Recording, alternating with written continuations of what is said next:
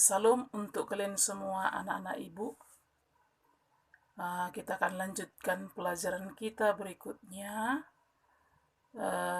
ibadah yang sejati, yaitu bab 13 halaman 100 buku paket kalian. Coba diperhatikan ya, ibadah yang sejati. Sebelum ibu uraikan, ibu mau jelaskan dulu. Kalau dalam kitab Perjanjian Lama ada beberapa bentuk-bentuk persembahan. Bentuk persembahan itu dipersembahkan kepada Allah di bait suci. Itu dibawa oleh orang-orang percaya untuk dipersembahkan.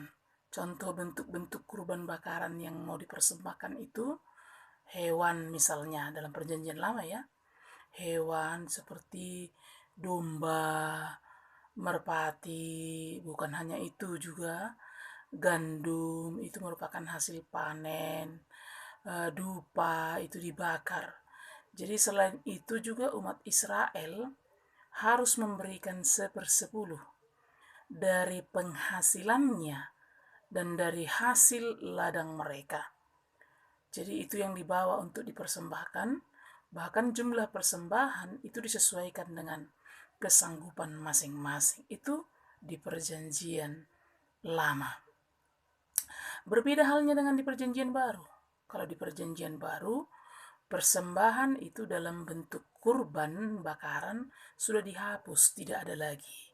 Di Perjanjian Lama itu persembahan dalam bentuk-bentuk kurban bakaran.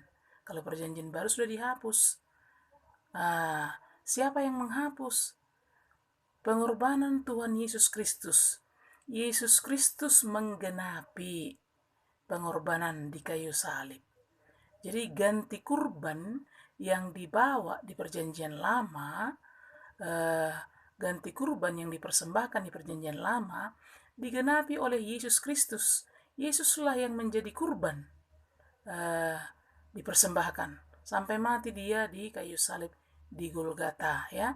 Jadi hanya satu kurban, satu kali untuk selamanya, yaitu Tuhan Yesus Kristus. Makanya di zaman Perjanjian Lama persembahan kurban kepada Allah enggak dilaksanakan lagi, karena itu tadi sudah digenapi oleh kematian Yesus Kristus di kayu salib ya. Makanya Yesus Kristus sering dijuluki anak domba Allah, digambarkan domba kan, karena dalam Perjanjian Lama kurban bakaran yang selalu dipersembahkan adalah domba. Jadi Yesus digambarkan anak domba Allah, dan Yesuslah yang menjadi kurban untuk selamanya, sekali untuk selamanya. Makanya dalam Perjanjian Baru nggak ada lagi istilah kurban yang disampaikan untuk ibadah ya. Jadi kalau orang percaya memberikan persembahan pun dalam Perjanjian Baru itu mendukung pelayanan di dalam gereja, supaya gereja itu bertumbuh, berkembang ya. Jadi apa itu ibadah yang sejati? Itu kan judul kita, apa ibadah yang sejati? Dalam kitab Roma 12 ayat 1 ada dikatakan di sana, karena itu saudara-saudara, demi kemurahan Allah, aku menasihatkan kamu supaya kamu mempersembahkan tubuhmu sebagai persembahan yang hidup, yang kudus, yang berkenan kepada Allah. Itu ibadahmu yang sejati, katanya. Ibadah yang sejati apabila kita mempersembahkan tubuh sebagai persembahan yang hidup, yang kudus, yang berkenan kepada Allah. Itu ibadah yang sejati. Jadi Roma 12 ayat 1 ini ada 3 hal yang penting dalam kitab ini yang kita perhatikan ya. Yang penting itu antara lain persembahan yang hidup, itu harus kita garis bawahi. Itu yang pertama. Yang kedua, persembahan yang kudus. Yang ketiga, persembahan yang berkenan kepada Allah. Supaya kamu mempersembahkan tubuhmu sebagai persembahan yang hidup, persembahan yang kudus, persembahan yang berkenan kepada Allah. Kita uraikan dulu satu persatu ya. Apa itu yang dimaksud dengan persembahan yang hidup? Kalau dalam kitab Perjanjian Lama, Allah telah menetapkan cara dan syarat untuk memberikan persembahan. Itu mereka harus membawa hewan yang masih hidup, hewan yang sehat, hewan yang terbaik. Itu dalam perjanjian lama. Persembahan yang hidup dalam perjanjian lama, mereka harus membawa, ada penetapan, ada syarat itu. Yang dibawa untuk dipersembahkan harus hewan yang hidup, harus hewan yang sehat, dan harus hewan yang terbaik. Sedangkan dalam kitab perjanjian baru, Allah menghendaki orang percaya memberikan dirinya sebagai persembahan yang hidup kepada Tuhan. Memberi dirinya. Memberi diri artinya di sana seluruh hidup kita hanya untuk Tuhan. Kehidupan kita hanya untuk Tuhan. Sebab setelah manusia mati tidak ada lagi bisa kita berbuat apa-apa. Makanya Allah menuntut seluruh kehidupan kita hanya untuk Tuhan.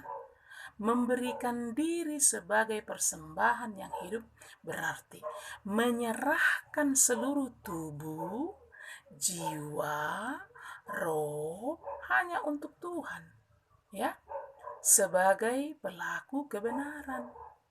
Menyerahkan hidup kita, tubuh kita, jiwa kita untuk Tuhan sebagai pelaku kebenaran, ya, menjadi rekan sekerja Allah. Itu caranya mempersembahkan tubuh, ya, memberikan kasih Allah yang kita alami kepada orang lain. Itulah persembahan yang hidup. Ada? Nah, supaya kita mengerti persembahan yang hidup itu yang bagaimana, begitu. Kalau perjanjian lama kan bawa hewan kan, kalau perjanjian baru enggak, ya. Memberikan diri kita sebagai persembahan yang hidup berarti menyerahkan tubuh, menyerahkan roh, menyerahkan jiwa hanya kepada Tuhan. Kita menjadi pelaku kebenaran, kita menjadi rekan sekerja Allah, kita memberikan kasih Allah kepada orang lain yang belum mengalami, ya. Itulah persembahan yang hidup. Yang kedua, persembahan yang kudus. Bagaimana persembahan yang kudus? Kalau di perjanjian lama, persyaratan ternak yang boleh dijadikan kurban ada. Harus yang kudus, harus yang tidak bercacat, harus yang tidak bernoda, harus yang tambun, harus yang sehat. Kenapa? Karena Allah yang menerima adalah yang kudus, itu alasannya. Jadi Allah hanya menerima persembahan yang kudus. Itu makanya ditetapkan itu dalam perjanjian lama. Ia tidak berkenan kepada korban-korban yang cacat. Jadi kalau perjanjian lama yang diberikan kepada Tuhan yang terbaik, begitu. Di dalam perjanjian baru, memberikan persembahan diri kita sebagai persembahan yang kudus, artinya bagaimana itu? Kita harus memelihara kekudusan hidup kita. Nah, itu caranya. Kita harus bisa menjaga, memelihara kekudusan hidup kita.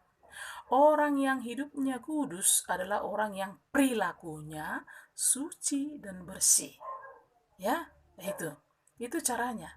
Memberikan persembahan diri kita sebagai persembahan yang kudus artinya memelihara kekudusan hidup kita. Janganlah pula kita bercacat, bernoda, ya kan. Hidupmu itu harus kau pelihara kekudusannya, jaga kekudusannya. Karena hanya orang yang hidup kuduslah orang yang perilakunya suci, perilakunya bersih. Jadi bagaimana dengan kita sekarang? Kita kan manusia berdosa. Oh iya, orang berdosa tidak dapat menyucikan dirinya sendiri, tetapi ia dapat menyerahkan dirinya kepada Tuhan Yesus. Ya, serahkan diri kepada Tuhan Yesus Kristus supaya Tuhan Yesus mengampuni kita. Dan dosa kita dibasuh sehingga hidup kita bisa bersih dan tahir. Karena Yesus datang ke dalam dunia ini untuk membebaskan kita dari belenggu dosa. Hanya sekarang masalahnya, serahkan dirimu kepada Yesus. Dia akan membersihkan, dia akan menyucikan, dia akan mentahirkan. Ya, mentahirkan kita menjadi orang yang suci, hidup kudus, ya. Jadi persembahan yang kudus, berikan dirimu sebagai persembahan yang kudus, itu dalam arti di sana peliharalah kekudusan hidupmu, ya. Pelihara kekudusan hidupmu. Poin yang ketiga, tadi kan ada 3 hal yang penting yang kita lihat dari kitab Roma 12 itu. Ayat 1, yang hidup, yang kudus, yang berkenan. Yang ketiga, persembahan yang berkenan. Persembahan yang berkenan kepada Allah ada persembahan yang diberikan dengan hati yang tulus dan sukarela. Itu, ya. Kita buat contoh, Kain dan Habil zaman perjanjian lama. Tuhan tidak menerima persembahannya si Kain. Kenapa? karena ia panas hati terhadap adiknya Habil. Dia marah, dia iri, dia cemburu kepada adiknya Habil. Tuhan gak terima. Tuhan menerima persembahan Habil. Karena apa? Habil memberikan dengan hati yang tulus, dengan hati yang sukarela. Jadi persembahan yang berkenan kepada Allah adalah persembahan yang diberikan dengan hati yang tulus dan sukarela. Jadi kalau nggak tulus memberikan, kalau nggak sukarela memberikan, ya itu bukan persembahan yang berkenan kepada Allah. Ya. Jadi kalau kita lihat Nabi Amos pernah menegur bangsa Israel. Karena apa? Rajin memberikan persembahan. Tetapi apa? Hatinya tidak tulus, hatinya tidak tertuju kepada Allah. Allah tidak menginginkan korban pemberian atau persembahan yang demikian. Dan semua pemberian manusia diberikan dengan kemunafikan. Allah tidak suka. Allah sangat berkenan kepada pemberian yang hatinya tulus, benar, jujur, ikhlas, ya. Allah tidak menerima pemberian yang hatinya munafik, ya. Jadi ibadah kepada Allah tidak semata-mata hanya dalam bentuk pemberian, ingat itu, atau kurban persembahan, tetapi apa? Totalitas kehidupan manusia yang menyangkut semua aspek kehidupan kita. Itulah ibadah kepada Allah, kehidupan kita, ya.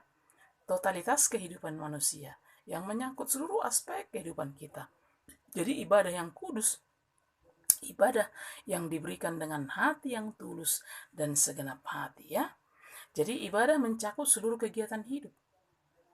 Ya, bukan harus pergi ke gereja, bernyanyi, berdoa, bukan harus seperti itu. Ibadah mencakup seluruh kegiatan hidup. Contoh, saat belajar, itu juga ibadah. Lakukanlah dengan baik. Saat bermain dengan teman, itu juga ibadah. Waspada supaya tidak menyakiti sesama. Saat ujian atau ulangan, itu juga ibadah.